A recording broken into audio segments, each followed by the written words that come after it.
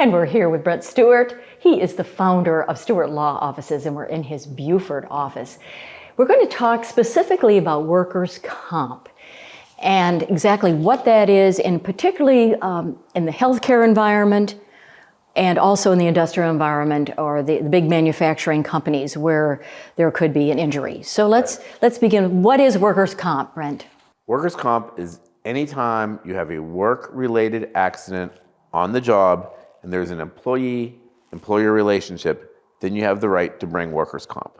Okay, so in a healthcare environment, either nursing home, hospital, doctor's office, whatever, what are kind of the danger spots? What can happen? Well, for nursing, what I see the most is lifting accidents. Nurses are tasked with lifting patients that don't have much mobility, so I think it becomes more of a dead lift, and they're working with one or two people, but still they herniate discs in their back, a lot of back injuries, neck injuries, but they have a lot of lifting injuries in the hospital.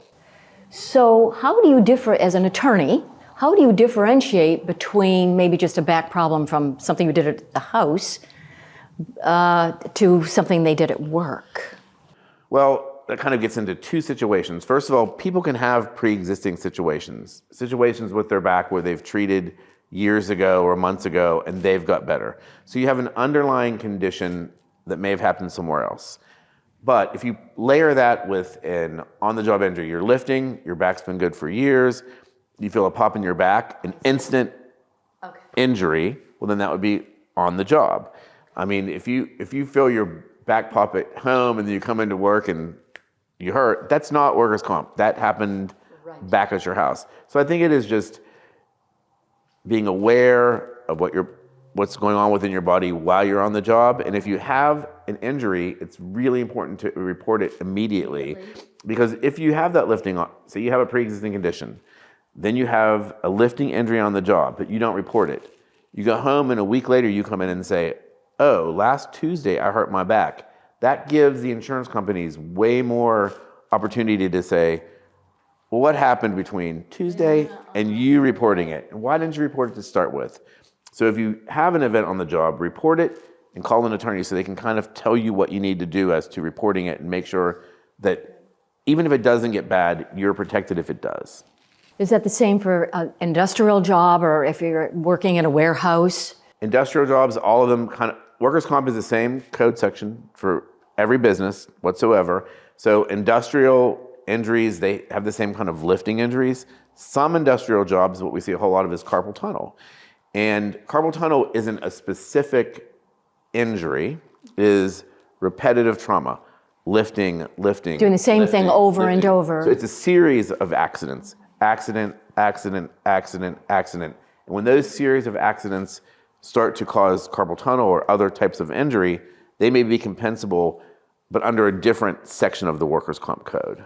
Okay, or pushing or pulling, or even an accident on a vehicle, like a heavy piece of equipment. All of those can qualify as workers' comp. Now, sometimes you'll have something that I call an idiopathic injury. If you're just walking on the job and your knee starts hurting, that is not a work-related accident. So that is not falling under workers' comp.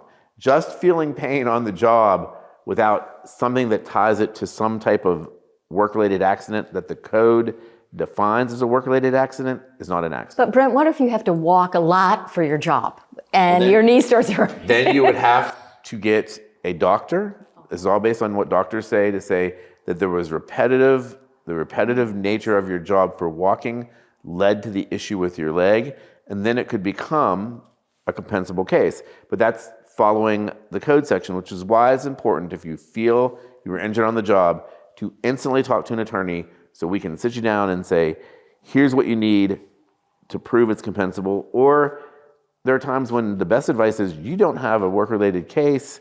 We don't think you should pursue that.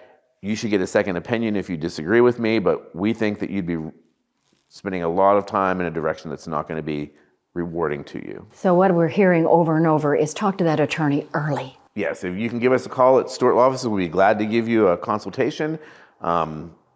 We're available pretty much 24/7. I take the calls at night, so if you call, the service will put you through to me.